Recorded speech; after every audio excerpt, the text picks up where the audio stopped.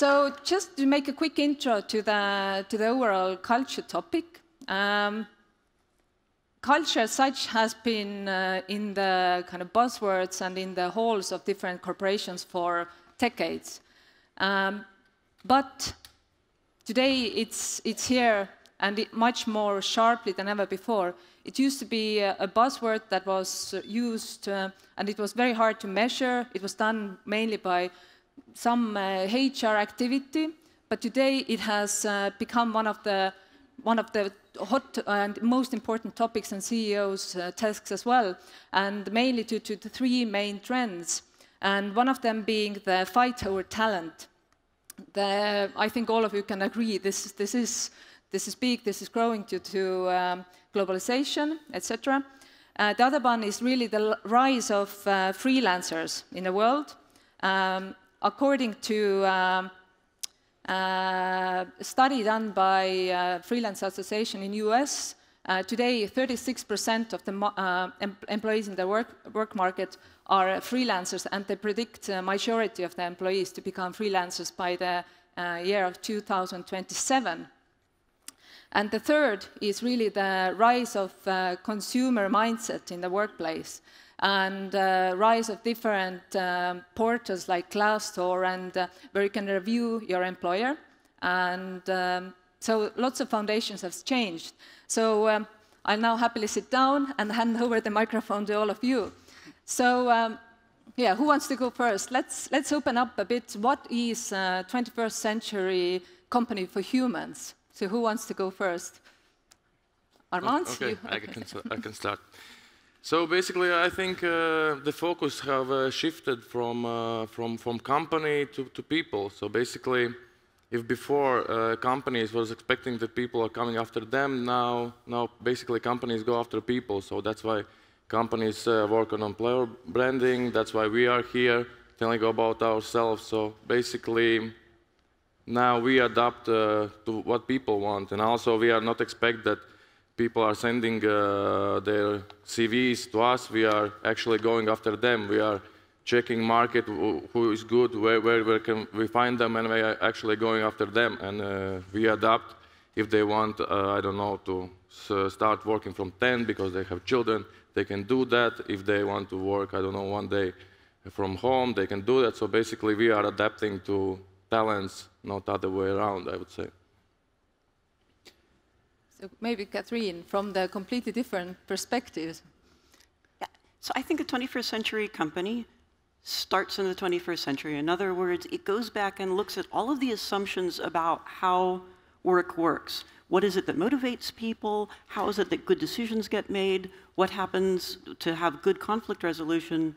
And uses today's knowledge to build a company. A lot of times you have companies, even companies which claim to be data-driven, but they don't test themselves. They don't test their assumptions. It's a 21st century. You can check if what you're doing works. And if you haven't tested it, then you're just guessing. I agree. I would even extend that to the idea that culture has to be defined, right? We talked a little bit about this before the panel, that in a 21st century company, it can no longer be assumed that people that are working for you and with you sort of all know, without being explicit, what are the rules of the company? What are the expectations, not just of you as a worker, but you as a part of this micro society that we're all building together? We were very fortunate in the early days of Hulu that our CEO solicited responses from everybody across the company about what we felt were the strongest parts of our culture, what were the things that we thought were the rules that needed to be put in place, and then put it in a document and made sure that it was in giant lettering at the front of the building, and that everybody who interviewed at Hulu had that piece of paper that they had to read with all of our company values on it. And it made it very clear from the beginning what expectations were. I think we can no longer afford to build a company without having the conversation of what we feel is the most important value that our employees need to embody, because otherwise the conversation gets said without us and things tend to fall apart very quickly. So Martin, your company grew from 100 to 500 last year. It's crazy growth. So does all the same rules apply during this kind of growth as well? Yeah, I totally agree. So that, of course, I think nowadays people are yeah, maybe it depends on how easy or complicated the job is, but especially for how we call the knowledge workers, they are definitely today choosing much more what type of work they want to do, if they work for one company or multiple companies and so on. So yeah, this is like really sophisticated topic. It comes from overall company mission and culture and leadership and offices and whatever, down to whole internal communications and decision-making processes and all of that. So yeah, to make it really good, let's say, human company as you defined it, it's really a complex challenge because there are so many sides of it you need to look at. So sure, we grew about 10 times last year, and actually we realized when we had a smaller team, then we felt that everyone were on the same page. And when you grow like 10 times in a year, you maybe don't even have so much time on thinking of all these values and things, but you mostly focus on just growth, operations, hiring, just to get the best people on board. And then earlier this year, we realized that, whoa, maybe as we have 25 countries, that maybe the rules and culture is not that clear, and we should do something about it. And I think the first step is to recognize that there could be something that is maybe not perfect, and we need to deal with it. So that was a very strong decision from our management team that, yeah, we have grown so much. Let's take a check and see what people actually think of our culture, values, and working methods. And now, last 4 or 5 months, we have been actively dealing with it. And we think we're doing good steps. Sounds good. I remember there was time, at least in Estonia, where most of the best IT people worked in one bank, Swedbank IT. So then Skype went outside our windows, put big billboards out there, come and work for us. So as you know, the bank is slower, etc. So people wanted new adventures. Then some years later, TransferWise went to outside Skype windows to hire their employees. So things like that happen when a company matures. You have seen, Arnold, with your Twino, more this high, quick, rapid growth, but also more maturing. So how have you been managing that? Okay, so it's an interesting experience. So basically, we took already 2 steps. Like you just grow to 500. We were also a few years ago. We grew very fast to 700, and then it was 10 markets. So basically, at one point you think that you can do any market, you are super smart, successful, and there's no failure. So that's a good feeling. And then you understand that, okay, maybe you are not that smart.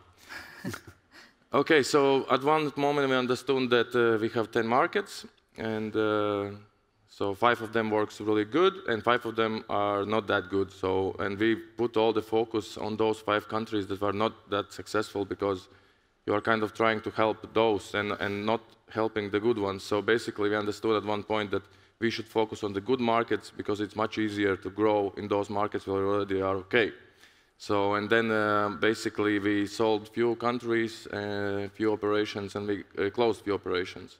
So of course it's not easy if you have hired a lot of people, like 700 people who are there to grow. They joined you because you are growing fast, and then you are starting to reduce. So it's kind of, then the trick is in the communication. You should be quite honest with your team and explain why you're doing such steps, and then basically if you are honest and you answer all the questions they give, then that it can work. Mm-hmm. Sounds good.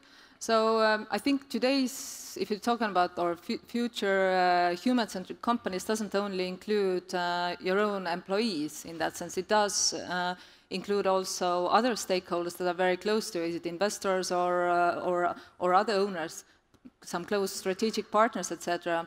Jason, would you like to share your kind of experience, as you have been working with, as your own also marketing agency and many others? So how do you focus on this human centricity in there? I think across the board, regardless of the size of the company, regardless of the situation you find yourself in, I think being present and being actually involved in the people's lives around you is the ultimate solution, whether it's my experiences at Hulu or the small marketing agency I used to run, my current startup now, where I'm one of 8 founders.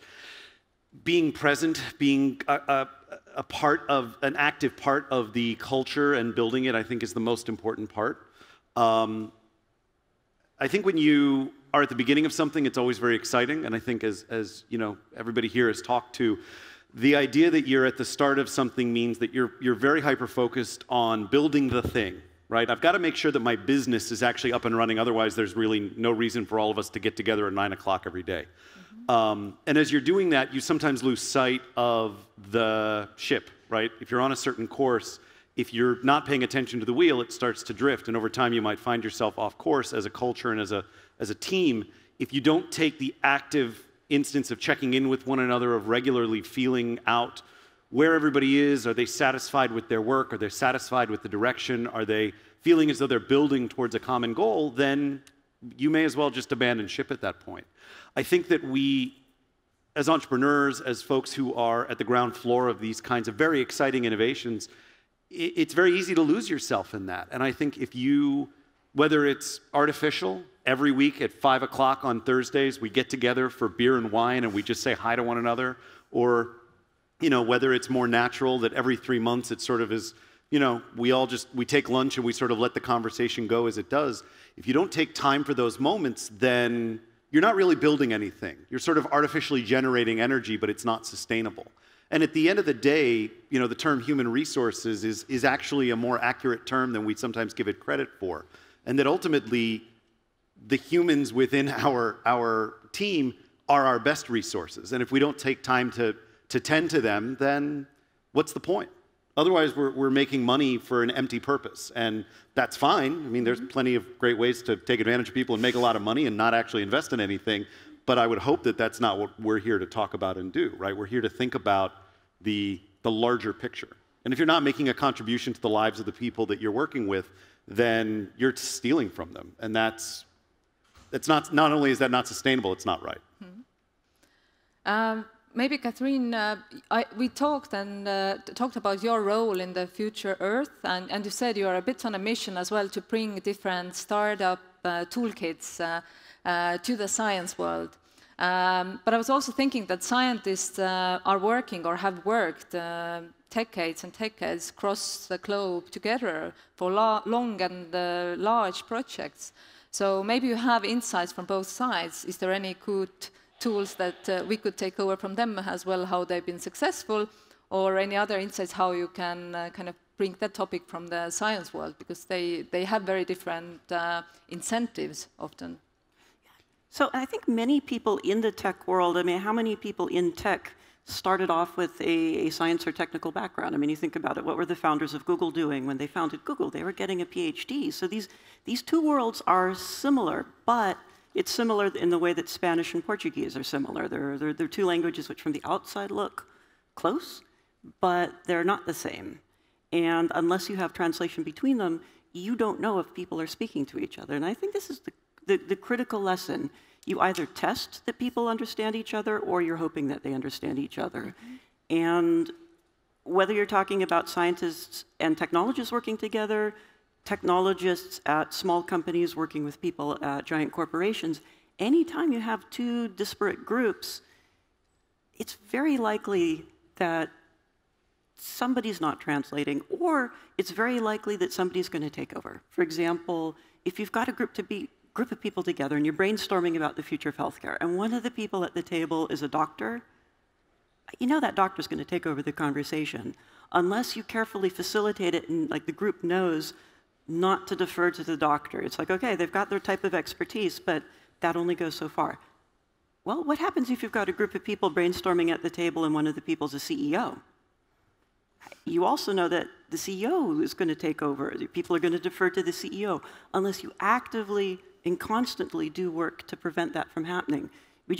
We know it's a human trait. We like to look good in front of other people. We certainly like to look good in front of people who give us raises.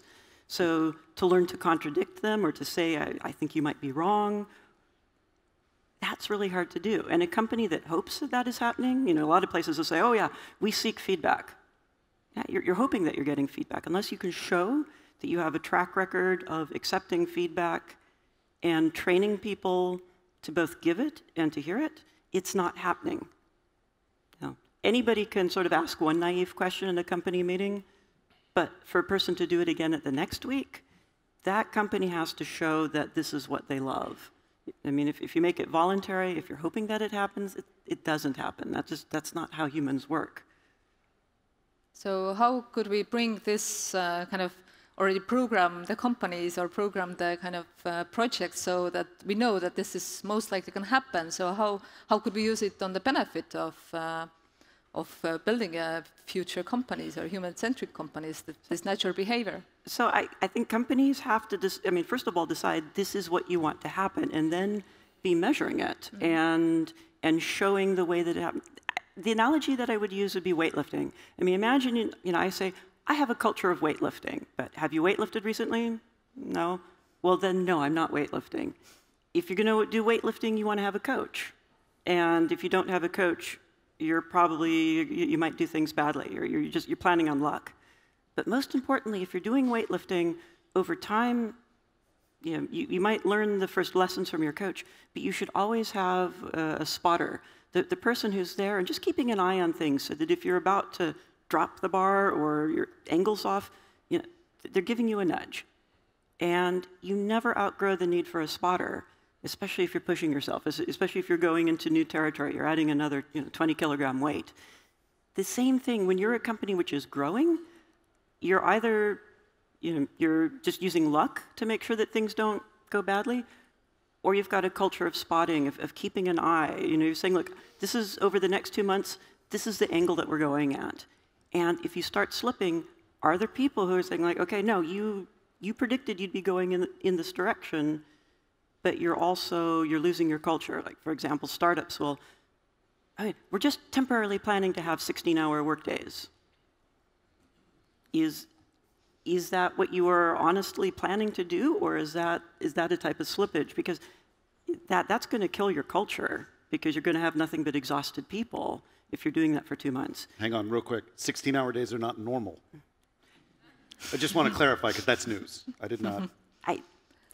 I've done startups. I've done those crazy hours. But here's the human factor is knowledge workers, like 99 out of 100 people, if you're a knowledge worker, you can't work more than 10-hour days. And if you haven't tested yourself, then you don't know.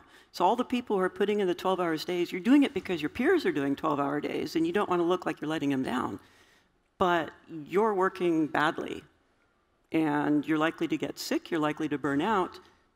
But companies will set up a culture, or they hope that this doesn't happen, or they're not honest about it happening, and then it happens anyways, and it's like, oh, well, that's just life. No, it's the 21st century. We know how humans work. Humans don't work well that way. You either decide to work with reality, or you decide to, as he was saying, lots of Red Bull, and then later on heart attacks. So look at me, I drink 3 Red Bulls a day, so that's got to be careful. But Martin, about the same topic, about the spotters. So you have 25 different offices around the world. So how do you spot, in a way, or how are you planning to kind of build the mechanism of spotting the culture going to right or wrong direction, or the human centricity going well or failing? So we definitely realize that it is complicated, because I would say that out of this 25, we probably have 5-6 offices we still haven't even visited. So then for that, to understand what's going on, we use multiple kind of methods. So I think the most important is, as we said, designing the culture and overall spreading the message where the company is going, so everyone would actually be on the same page on a general level, and then it comes down to the details. So for this general, we have actually every Monday morning we have 30-40 minute all-hands meeting for all the people when all the offices dial in, and we go over the most important things on the metrics. We are actually very open on all the statistics as well. Everyone in the company exactly knows which city is doing how well, what's our financials and all of that. So on that side, we're fully transparent. The next is we go on product updates, because if your product gets more and more complicated and you have people around the world, they need to support local drivers, customers, so you might release features that they don't know. So how do you take that around? So we go over the main updates there. and it's then every team that we have also has an introduction over a few weeks or a few months, so that they explain what new people they have, what are they working on, so that to basically bring that. We just see that you can send it over email as well, but it's not working that well. So doing it interactively, let everyone to speak. And then one of the important parts also is asking open questions, so that everyone can ask questions anonymously from the founder. So whenever they think something is not ethical or something is not unclear, needs explanation, so these questions come up. So that's how we try to get that's maybe the base of sharing the knowledge. But then overall, as I said, then reviewing the culture and values, then we engage all the people. So we just did a survey for, initially we did work groups, then we did a survey to analyze the results, and we got 320 people replied out of 500. So we think it was quite good. So actually people are engaged and gave their feedback on what values are important to us. So it's continuous process. So for us, definitely, we understand that culture is never ready. So you can work with it, but it's never ready. So you need to modify it when the company changes, grows. So we have realized that, and we work on it constantly. And also we have realized that as we have so many countries, cultures, time zones, and all of that, it's actually not probably realistic to have all the same values fully everywhere. So you have the basics, which, let's say, 3 or 5 things that everyone agrees, but then you need to also localize, or especially if it's small offices, 3 to 5 people, we don't exactly even know very well how they do that. We can ask, but it's their own team culture that they like, and then it's important they feel part of the bigger company, but actually they build their own culture. So it's, and then we realize it's fine. So unless it's not fully contradicting to the basics we have. So yeah, those are the things. And even in HQ or our headquarters in Estonia, we have different teams. So engineering team is 40, 50 people. They have their own culture because of their working methods. Customer support has a little bit their own. So they're somewhat overlapping, but they're also a little bit different. And we think that as people come from different backgrounds, so you come to customer support, usually it's your first or second job, so you have different expectations. If you're a senior engineer, 35, 40, you have 3 kids, you look for the life totally differently. So we understand that, and we actually let the teams somewhat build their own cultures as well. So the framework should be same, we move to the same direction, but sub-levels can be customized. So those are the things. So basically, if you talk about then centralized or decentralized management, there are some important blocks then you should keep very centralized, and some of the kind of pillars or blocks that it's really good to kind of delegate locally. So Armands, how is your experience with maybe having the most or longest or mature company on the panelists? Okay, so for us it's a bit easier because we start with the country manager. We already talked yesterday. So we start with the country manager. We find a country manager that fits our values. So that's the most important hire, because basically what we believe that culture comes from top. So because then he will hire all the department heads, and then basically and he will hire according to his values. So basically that's the most important hire. So then we will bring him in to headquarters, show around how we work, how we think, then probably bring him also to the country that we think is successful with and work according to the values. So that's how we introduce it in the new country. But in headquarters, we also ask all the departments what are our values. And then with all the department heads, we talked through what we are and what we basically believe. And because you cannot just set as a CEO, these are our values, because nobody will kind of buy in, right? So it can be posters on the wall that I don't know, so I don't know any values, but it will not work. So basically you should some kind of it should be everybody works together on this one. And also values change through the through the time, because when you are growing fast, then there's one values, and then when you are stabilizing, there is another. So, for example, lately we had I think a great initiative. It was 0 waste months, where we ask everybody in a company, so what do you think we can do better? And then people come with the different initiatives, and not just department heads, but everybody. And then through the group altogether, we saved more than 100K per month. So it's ideas that management sometimes don't see. But have you seen, or how do you spot when the culture is moving to the wrong direction, or the human or people are starting to leave or starting to complain? So how do you notice that, or what would be a good formulas how to spot that? Any of you having good examples? I've always. The first indicator to me is the attrition rate of people who leave of their own accord, right? It's the easiest thing to look at.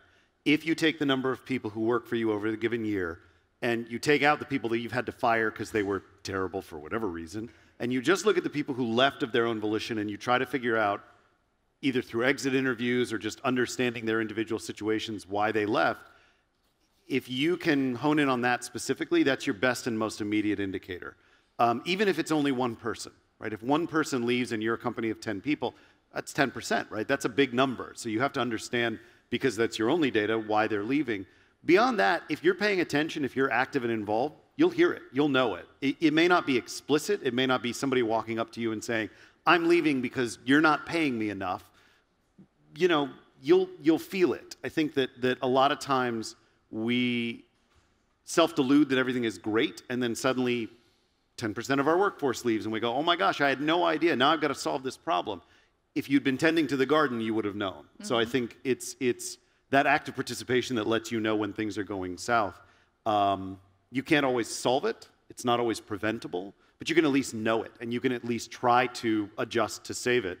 And frankly, sometimes people leave because your culture has naturally shifted a different direction, and we talked about this a little bit yesterday, the idea that maybe you start as a startup culture, you're very eager, everybody's working 16-hour days because they feel really invested, and then 2 years later, you're 200 people, and it's no longer a startup culture. Now you're trying to grow, and startup versus growth are two very different cultures, and maybe the first 20 people who were there went, this isn't for me anymore. I'm not learning, I'm not gaining, I'm not growing in a way that makes sense.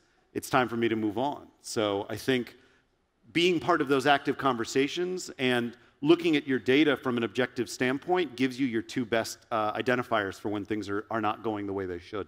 Mm-hmm.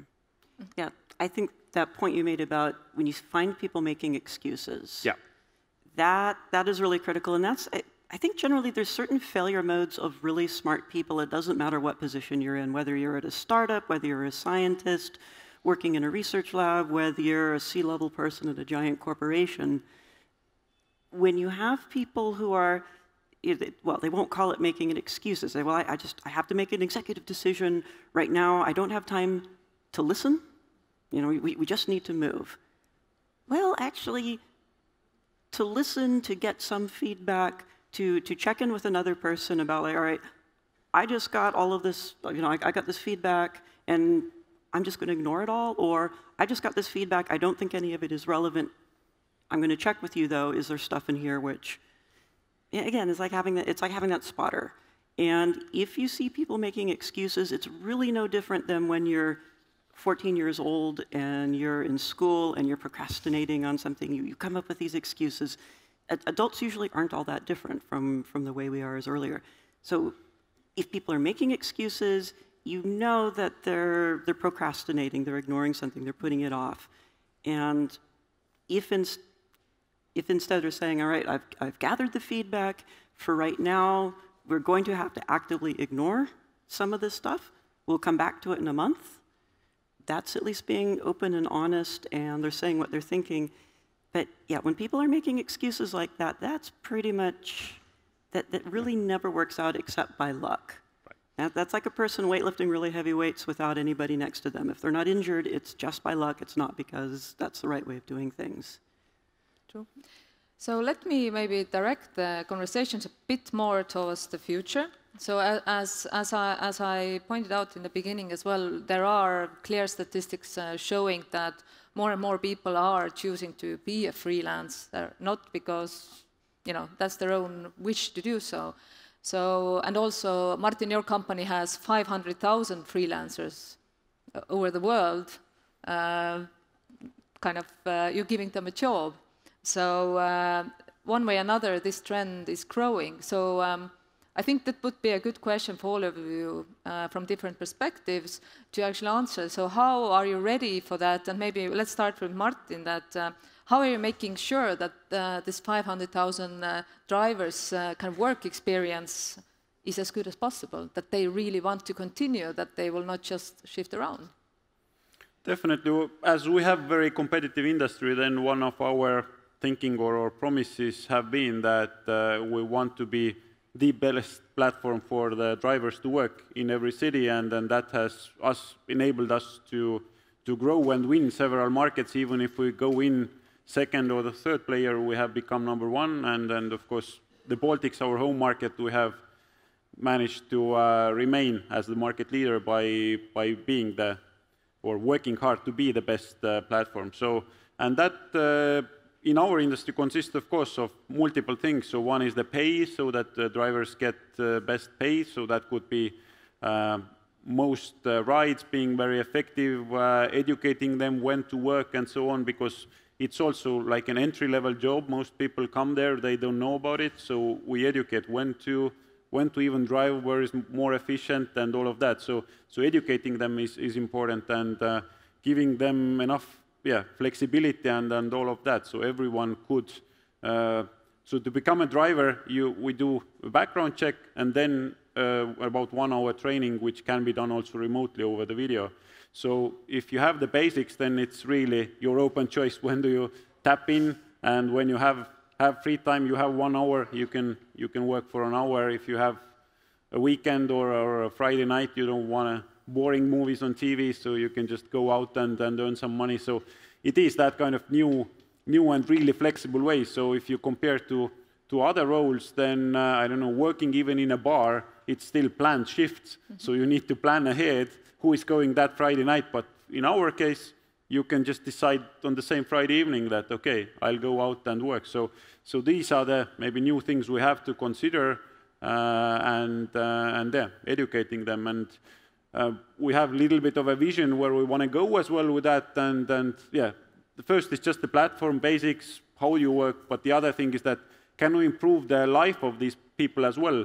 And that means that they also have some idle time.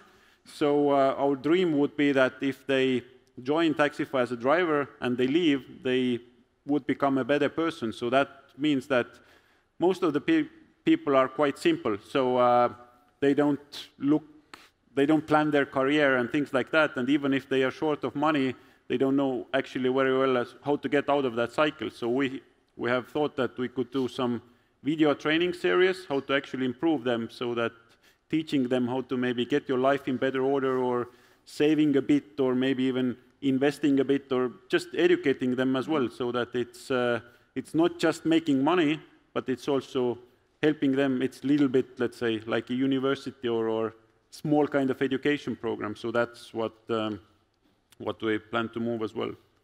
Sounds very good. So how about you, Armands? I know that you have a financial industry, so you need to keep your people. But if half of them says that, it's easier for me to go and drive a Taxify or do other things aside, so how do you motivate? How do you keep them? How do you kind of how are you prepared to meet the situation when half of them will say that I want to be a freelancer, or I want to work when I want to work? And I kind of against that, basically. So I believe that like the bigger the organization, the worse the communication. So, and then everything slows down. So basically, if somebody, for some roles, I think it's possible, but I think it's just, for example, we have IT teams that do something for other countries, then if we hire in the same country IT teams, then it's happened 2 times faster. It's because communication is better. So basically, I believe also when we have some new project, then we sit all together, project manager, developers, and probably also somebody from marketing, and then they can communicate to each other, and project will be done like 3 times faster than if they sit in separate departments. So I believe the communication is the key. If that's if we can solve that, then it can work. But otherwise, if they are closer together, it will be better, I believe.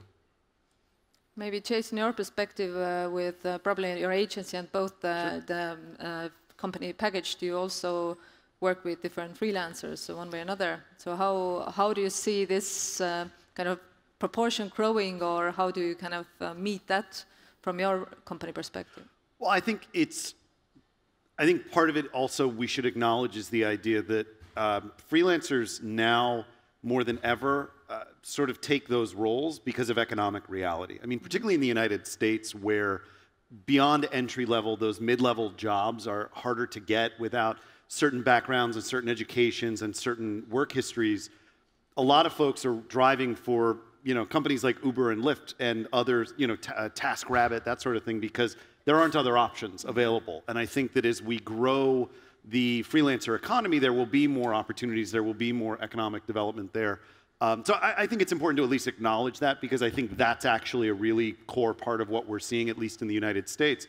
Beyond that, though, I mean, I think that the economic crisis of 2008 really showed people of this generation that you can't depend on companies to provide for you, right?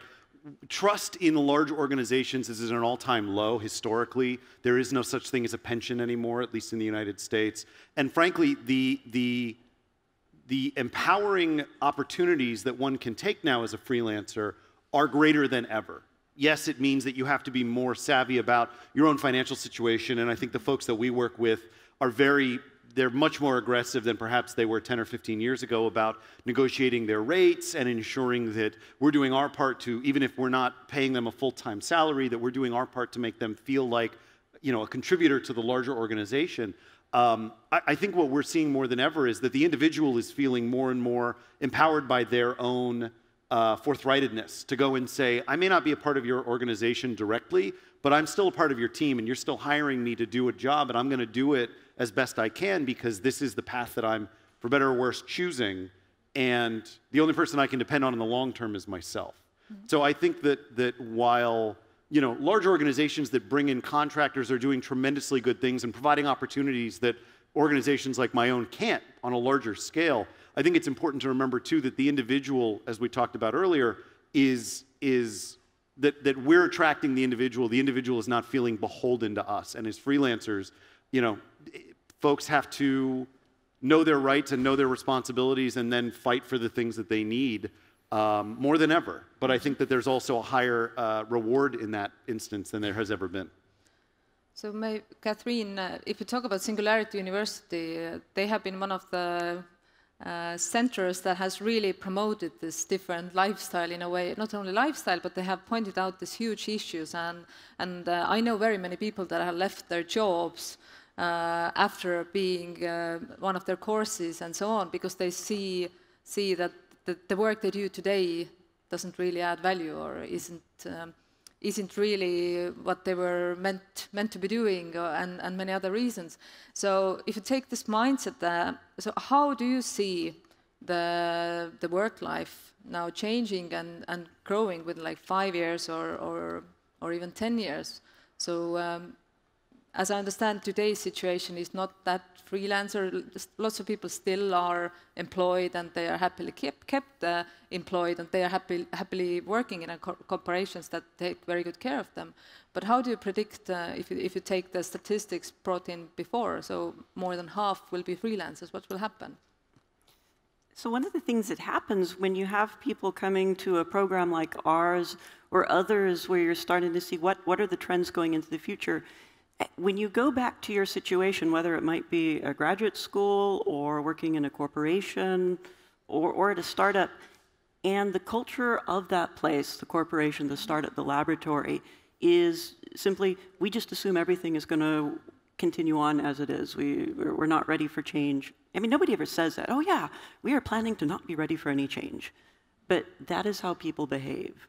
Or if you have somebody coming in, who's been there 3 months, and well, why would you listen to the person who's been there for 3 months? Here we have this other group of people, and they're permanent, and they've been here a long time. And so there's this bias, this deference that is never tested.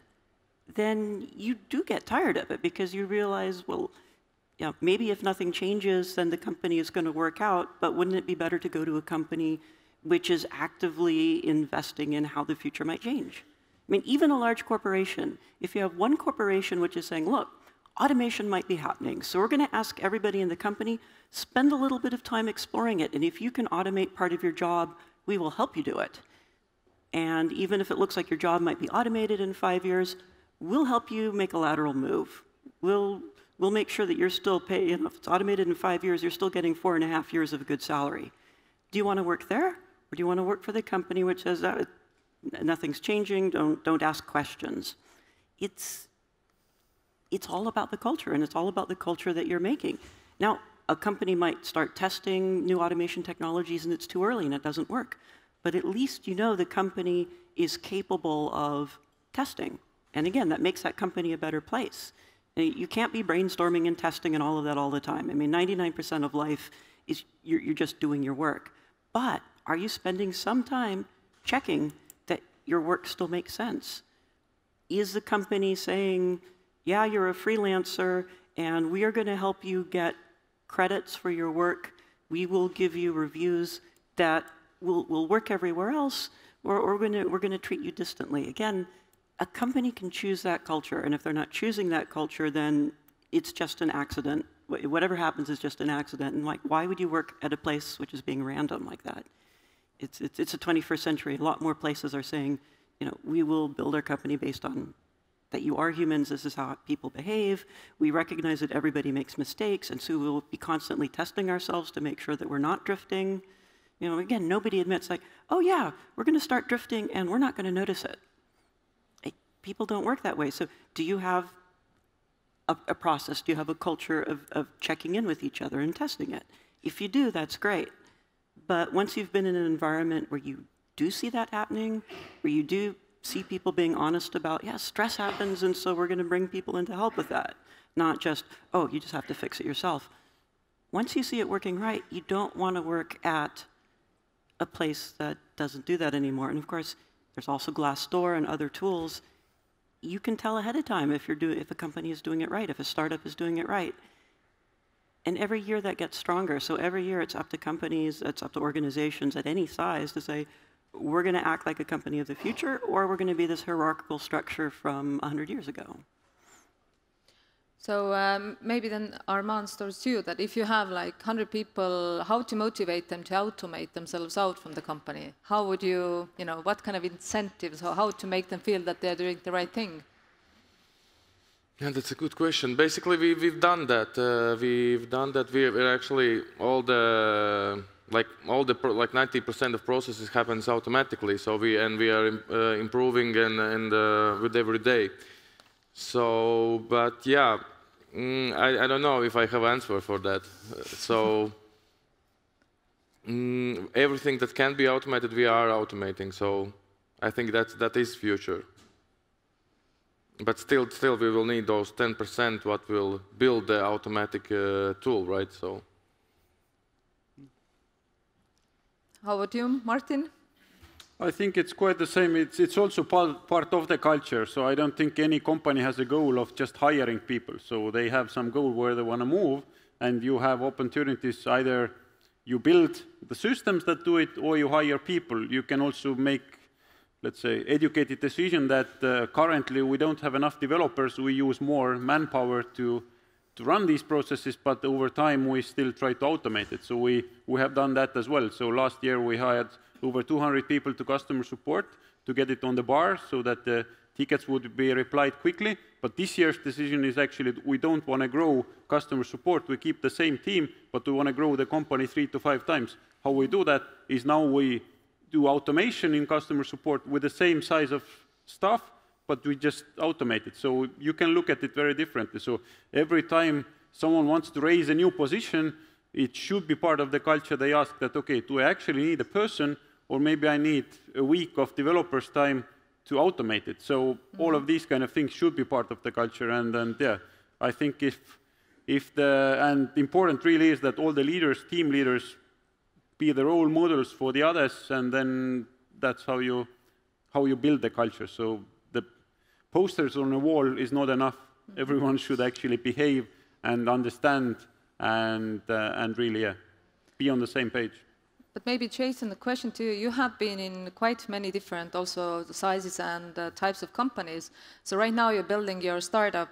So how do you, how are you preparing the company structure, etc., to be ready for the changes? Well, I'm doing what everybody else is doing and just putting posters on the wall. I think that's the way to do it. I think it's, as we're running out of time, I'll give the quickest answer I can. Constant conversation, constant exploration, and constant definition.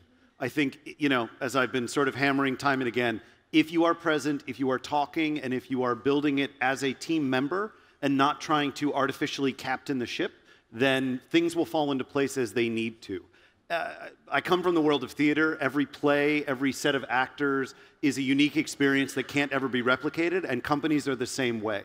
And if you are doing your job and participating and being active and being present in the building and growing of that company, then these things come together naturally. It may be challenging, it may require argument, it may be full-on fisticuff fighting, but in the end, if you are present and you are participating, you will build it with the team as it needs to be built, and you will do it in a way that is right for the moment and right for the situation. Sounds good. Is there any questions from the audience that I let you think 1 minute, as we have one question in Slido. Person without name asks, what are you doing for the health, both physical and mental, of your employees? So what are you doing for the health, physical and mental for your employees? Okay, so what we are doing, so we have we provide fruits and coffee. I don't know if coffee helps, but so what we do for health. We had actually this initiative Health Month. So I think it was in April. So each day there is some activity. So there's some sports trainer comes in, or so every day some gym also, so yeah, sport trainer coach comes in, and then everybody exercising. So and they like through the months, every day is some activity. So I think that was like all months about health. I think all the basics as startups usually do, but maybe one of the main points we have seen is that if people tend to overwork, they get sick and they take sick days. So we try to promote this, that actually we try to push people to vacations if they don't want to do it, because they will anyway be away that time. The question is, are they away on vacation enjoying it, or are they away being sick? So I think that's, so we try to push people to rest regularly so they won't need to take sick days. So the time absent is roughly the same. So yeah, take vacation and have the work-life balance. So I would say that's one of the key things. Yeah. Silicon Valley is known for having the idea of an unlimited vacation program, which most companies don't actually really let you use. My company is very good about enforcing the idea that you should take a break. Technically, right now I'm on vacation, so this is awesome, thank you. But really more than that, it's the idea that we empower our team to self-regulate. When you need a break, when you need a vacation, there's no paperwork. Just take the time. And it's not, take the time, but you better be on Slack, and you better make sure you're paying attention. It's take the time, sign off, put your out of office as directing to this person. We will take care of it. Go enjoy yourself. The other thing, to Kathryn's point earlier, is nobody in my team works more than 10 hours a day, mostly because everybody else has kids, but because we really feel that burnout is a problem we've all had as a company before, and enforcing the idea that you should limit that time is very key. So not pushing too hard, making sure that every minute of every hour is useful is probably the best thing that you can do as a company. In Singularity University's programs, especially the 9 or 10-week program, we know, for example, that startup founders, what are the statistics for startup founders and dealing with mental illness, especially depression and anxiety, it's really high. That is the reality, so you don't deny it. Instead, you have people there on team, like part of the team, part of the staff, keeping an eye out. We know that people will be feeling imposter syndrome, so we say that out loud on day 0, that these sorts of activities will happen. We treat people as people.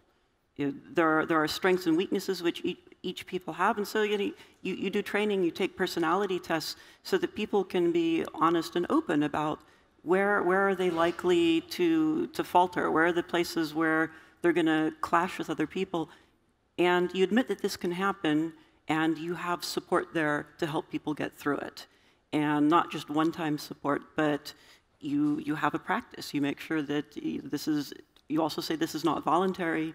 Really smart people have a way of saying, oh, I'm just going to read a book. I'll read an article about this problem. It's like, no, you have to practice getting through it. You practice going through it multiple times. And this is true also, again, giant corporations, scientists, startup teams. If problems are going to happen, and they will, do you practice the situation ahead of time? Do you learn what you feel, do you learn what it looks like when 2 people are having an argument, and so other people can help out? Do you admit that people are people, or do you just try to pretend like, oh, everything is shiny, our mission will make all the problems go away? It doesn't. And if instead you're open and honest, and you've got people ready to help for the times that you know are going to happen, then you get through them. So maybe this is a good place to wrap it up a bit. So if all the leaders understand and act the way that they take that people are people, then I think there's not going to be a problem in the also building the future human-centric companies. So thank you very much for the panel. It has been interesting, and continue building the human-centric companies, and hopefully things will not be taken too fast over by AI and machines, but we'll have to then adapt. Thank you. Thanks. Thank you. Thank you.